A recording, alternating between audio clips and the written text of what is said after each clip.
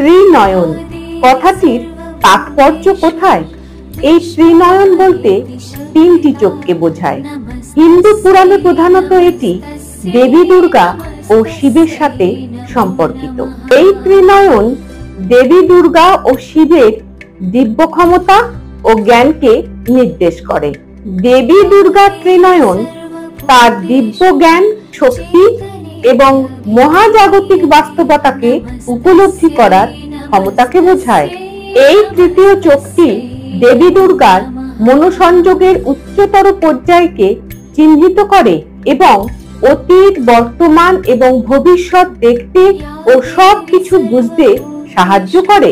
শিবের ত্রিনয়ন সাধারণত বন্ধ থাকে এবং এটি তখনই খোলে যখন তিনি মহাজাগতিক ভারসাম্য নষ্টকারী ধ্বংস বা অন্যায়ের বিরুদ্ধে মোকাবিলা করেন।